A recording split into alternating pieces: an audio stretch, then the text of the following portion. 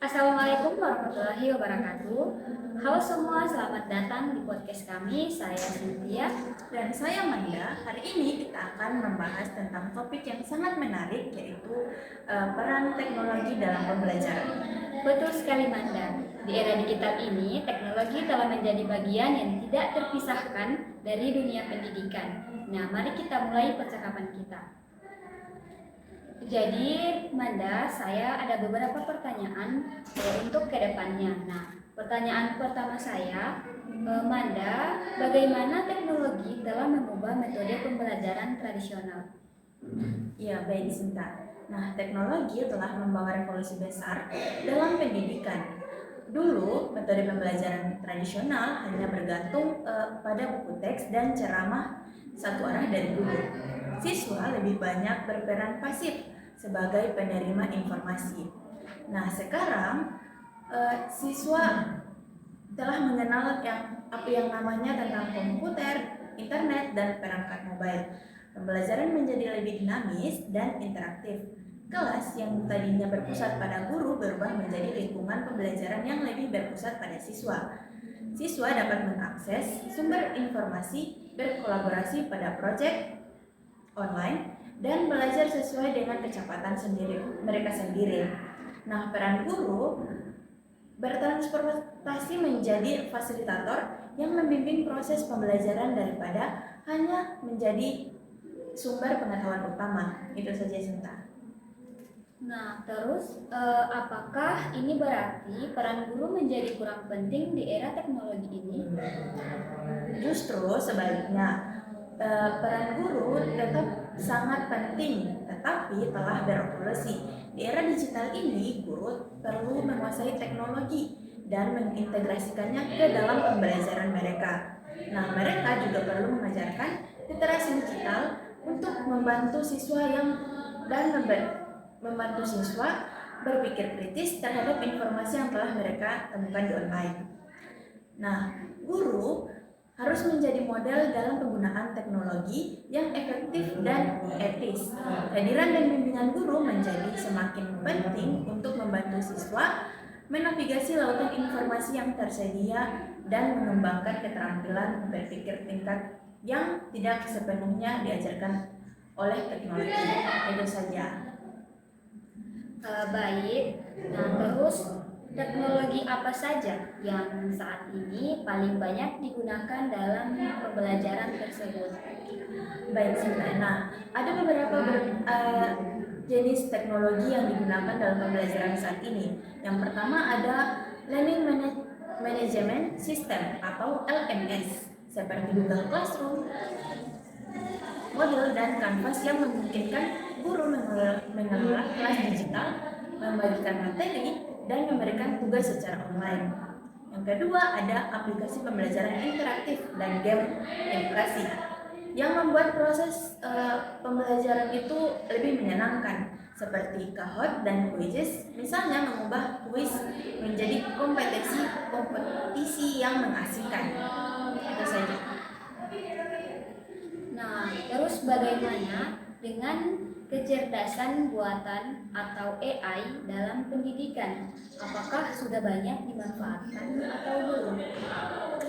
Nah, AI memang semakin berperan penting dalam pendidikan. Sistem pembelajaran adaptif berbasis AI dapat menyesuaikan konten dan tingkat kesulitan berdasarkan kemampuan siswa. Nah, chatbot pendidikan dapat membantu menjawab pertanyaan siswa kapan saja. Ada juga alat pendeteksi plagiarisme dan sistem penilaian otomatis yang membantu guru menghemat waktu. Ada beberapa platform seperti Duolingo untuk pembelajaran bahasa dan Centurytext untuk matematika dan sains sudah memanfaatkan AI untuk membuat jalur pembelajaran lebih personalisasi untuk setiap siswa. Itu saja, Sinta. Nah, terus apa saja manfaat utama dari integrasi teknologi dalam pembelajaran? Nah, manfaat utamanya sangat beragam. Yang pertama ada teknologi yang memungkinkan personalisasi pembelajaran. Setiap siswa dapat belajar sesuai dengan kecepatan, gaya, dan minat mereka. Kedua, ada teknologi memperluas akses pendidikan yang berkualitas. Siswa di daerah terpencil atau dari latar belakang yang kurang mampu bisa mengakses sumber belajar yang sama dengan siswa di sekolah elit atau di sekolah perkotaan. Yang ketiga, ada teknologi mempersiapkan siswa untuk dunia kerja di masa depan yang semakin digital. Mereka belajar keterampilan abad 21 seperti kolaborasi virtual, literasi digital, dan pemecahan masalah kompleks. Yang keempat, teknologi dapat membuat pembelajaran lebih menarik dan interaktif sehingga meningkatkan motivasi dan keterampilan siswa. Mungkin itu saja dari saya.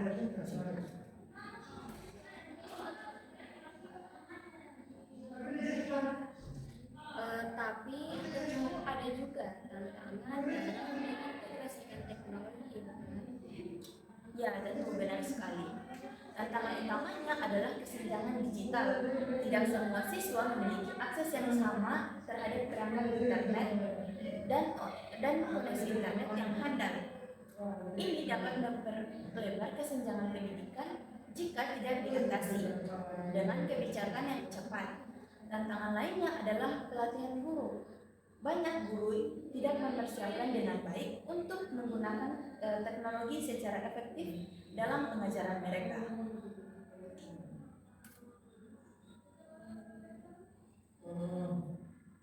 Nah, terus pada COVID-19 mempercepat adopsi pembelajaran online. Nah, menurut Manda sendiri, bagaimana masa depan Masa depan pembelajaran online dan hibrid.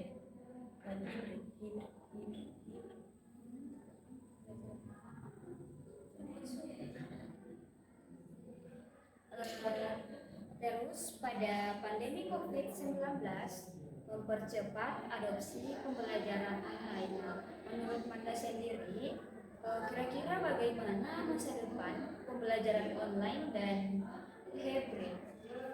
Ya, baik. Nah, pembelajaran online atau hibrid kemungkinan besar akan tetap menjadi bagian penting dari landscape pendidikan.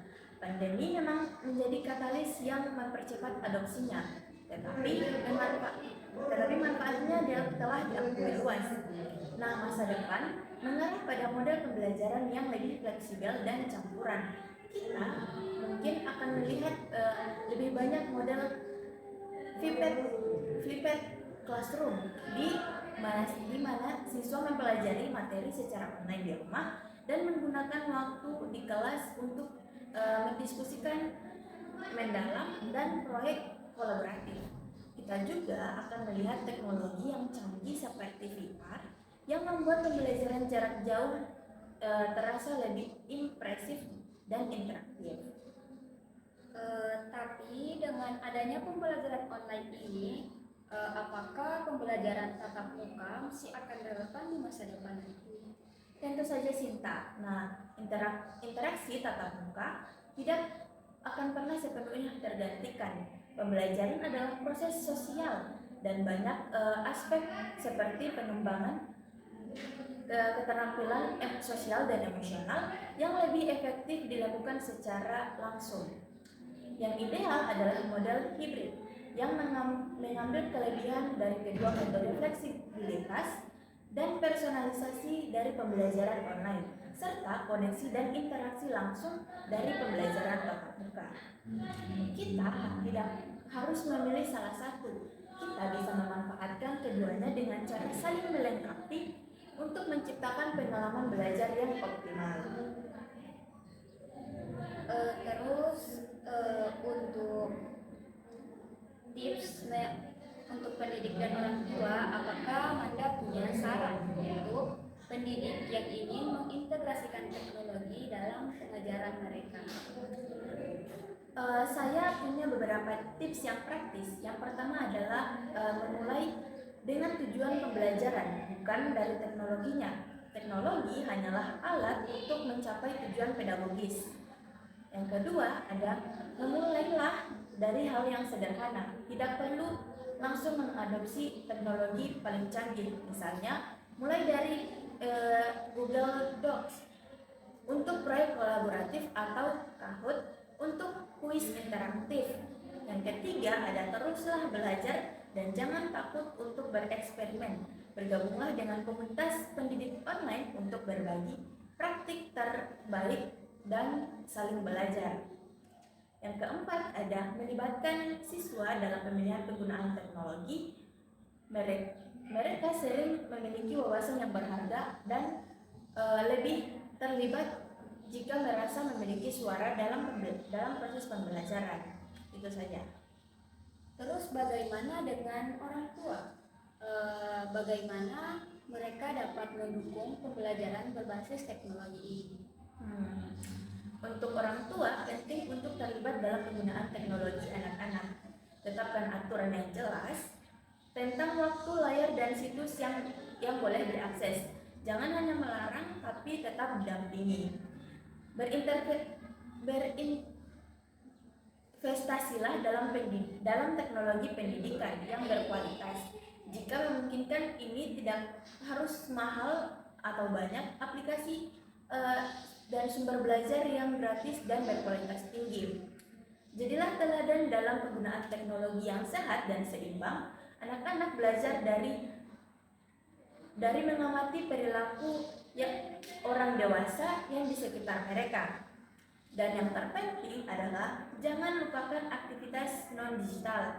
Anak-anak masih membutuhkan waktu untuk bermain di luar ruangan, membaca buku fisik, dan berinteraksi secara langsung dengan teman sebaya.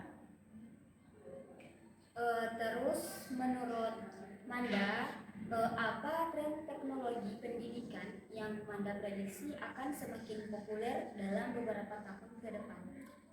Ya, ada beberapa tren yang menarik dan patut diperhatikan. Yang pertama adalah AI dan pembelajaran adaptif akan semakin canggih. Sistem akan memprediksi kesulitan belajar dan memberikan intervensi yang tepat waktu. Yang kedua ada teknologi impresif seperti VR atau AR akan lebih luas digunakan.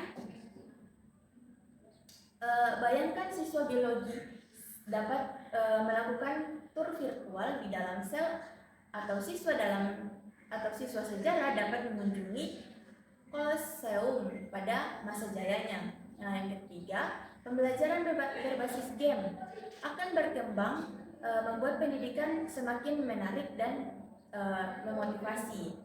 Itu saja sih. Apakah dengan kemajuan ini akan ada muncul kekhawatiran tentang ketergantungan berlebihan pada teknologi itu sendiri?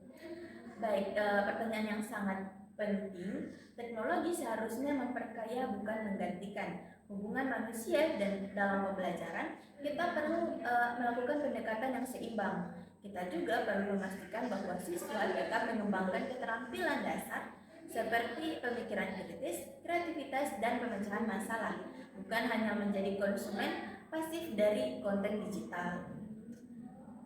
Akhirnya kita perlu mengembangkan kebijakan dan praktik mengatasi kesenjangan digital untuk memastikan semua siswa dapat memanfaatkan manfaat teknologi pendidikan. Nah, baik, terima kasih Manda. Itu saja beberapa aduan pertanyaan dari saya. Terima kasih atas wawasan yang sangat inovatif untuk para pendengar. Kami harapkan diskusi ini bermanfaat dan memberikan perspektif baru tentang peran teknologi dalam pembelajaran. Ya, sama-sama Sinta. Teknologi pendidikan terus berkembang dan kita perlu terus mengikuti perkembangannya sambil tetap mempertahankan prinsip pedagogis yang baik. Baik, jangan lupa subscribe, memberi rating, dan bagikan podcast ini jika Anda menemukan manfaatnya. Sampai jumpa kembali di episode selanjutnya.